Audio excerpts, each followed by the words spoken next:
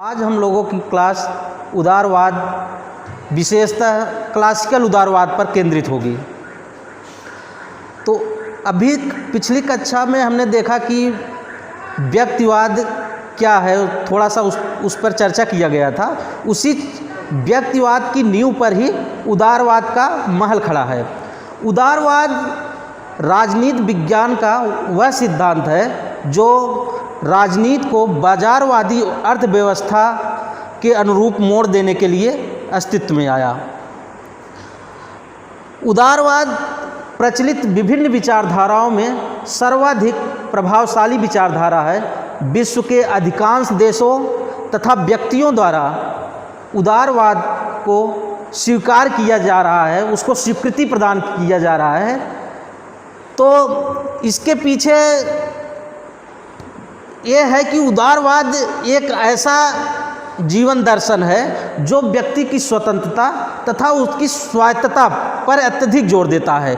यह बेवजह मानव जीवन में रोक टोक पर विश्वास नहीं करता है। मानता है कि यदि राज्य मानव जीवन में उस टोका टाकी करेगा, उसको पूरी स्वतंत्रता नहीं मिलेगी, तो उससे व्यक्ति का सर्वांगीण विकास नहीं हो पाएगा। उदारवाद को परिभाषित करते हुए मैकवर्ग नामक विद्वान ने कहा है कि राजनीति सिद्धांत के रूप में उदारवाद को पृथक पृथक तत्वों का मिश्रण है, जिसमें एक लोकतंत्र है, दूसरा व्यक्तिवाद है।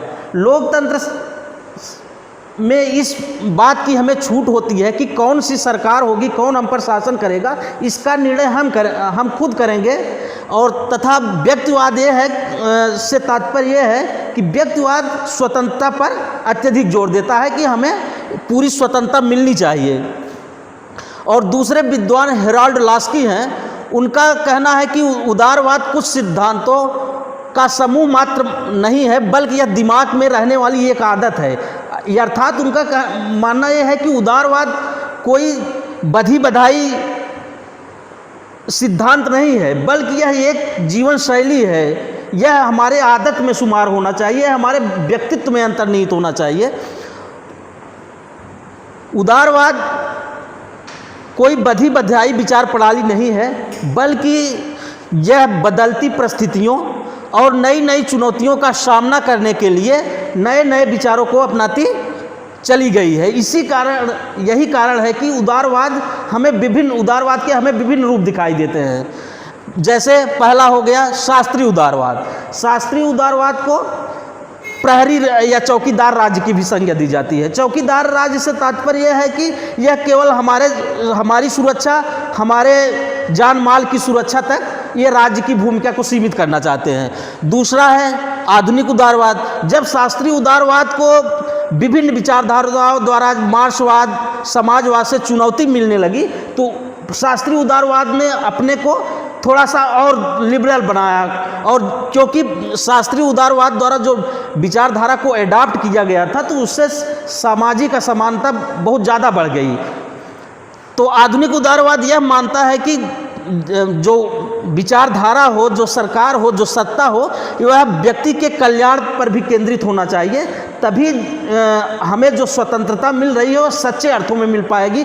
नहीं तो केवल स्वतंत्रता कहने को तो स्वतंत्रता रहेगी, वह कुछ लोगों तक स्वतंत्रता रहेगी, जबकि अधिकांश आबादी जो निर्बल और निर्धन है उसको स्वतंत्रता नहीं मिल पाएगी। फिर उदारवाद का तीसरा पार्ट है स्वेच्छातंत्रवाद। स्वेच्छातंत्रवादी ये मानते हैं जो शास्त्रीय उदारवाद की ही बातों को आधुनिक परिप्रेक्ष्य में आगे बढ़ा रहे हैं। इनका मानना है कि मनुष्य को उन्नति और समृद्धि का पूर्ण अवसर देने के लिए उसकी आर्थिक गतिविधियों में कोई हस्तक्षेप नहीं होना चाहिए। इनका कहने का निहितार्थ यह है कि जो व्यक्ति हो, उसके जो आर्थिक कार्यक्रम हो विशेषता, उस पर राज्य द्वारा कोई हस्तक्षेप नहीं करना चाहिए, यानी हस्तक्षेप की नीति का अनुपालन किया जाना चाहिए।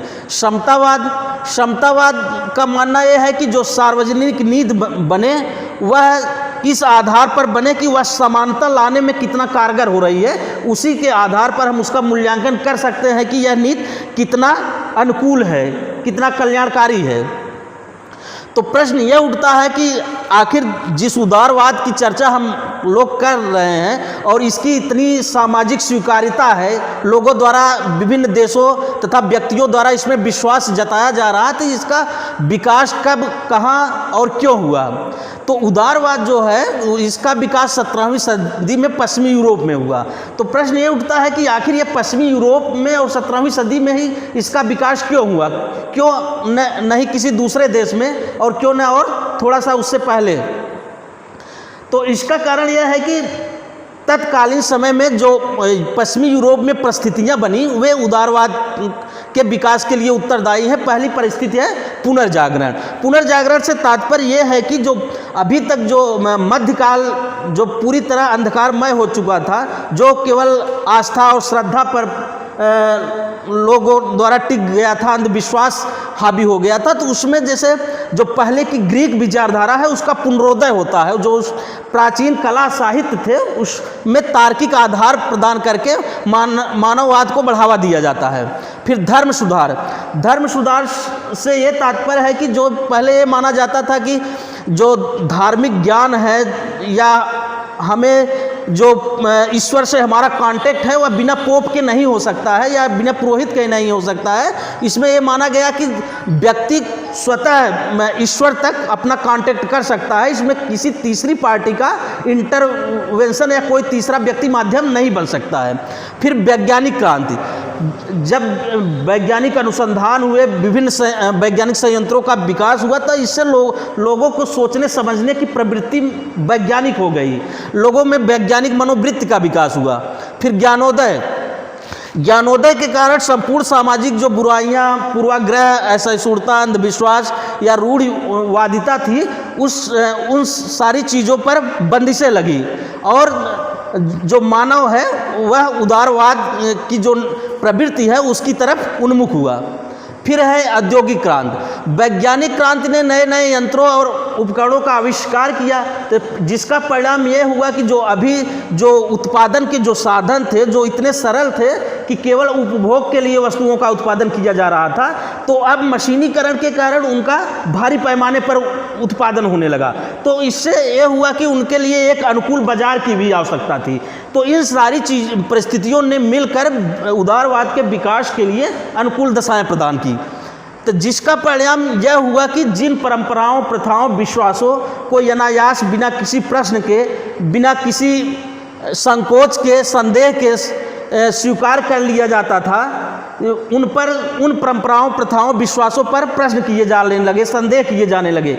जैसे कि पश्चिमी यूरोप में पहले ये मान्यता थी कि ईश्वर ने अपने दो प्रतिनिधियों के माध्यम से लोगों के जीवन को नियंत्रित, निर्देशित तथा मार्गदर्शित करेगा। वे दो उसके प्रतिनिधि हैं, एक पोप, दूसरा राजा। लेकिन लाक नामक एक विद्वान हुए, उन्होंने कहा कि इसका आखिर प्रमाण क्या है कि केवल दो ही व्यक्ति हैं जिनको ईश्वर ने शासन करने के लिए भेजा है, और जबकि उनका मानना यह था कि ईश्वर की सभी संतान हैं। और इसलिए उदारवाद जो है एक जीवन शैली है, एक वे ऑफ लाइफ है, और जिसके विभिन्न पक्ष हैं, सामाजिक, आर्थिक, राजनीतिक, इन सभी पक्षों को समाहित करके उदारवाद की पृष्ठभूमि तैयार होती है। तो उसमें सबसे पहले हम उदारवाद के सामाजिक पक्ष पर चर्चा करेंगे। तो सामाजिक पक्ष उदारवाद का ये मानता है कि सभी लोग ईश्वर की संतान हैं, न कि केवल एक व्यक्ति है। और साथ ही साथ उनका ये भी मानना है कि जो व्यक्ति हैं वह सभी ईश्वर की संतान हैं, सभी में विवेक है, सभी में तर्क है। इसलिए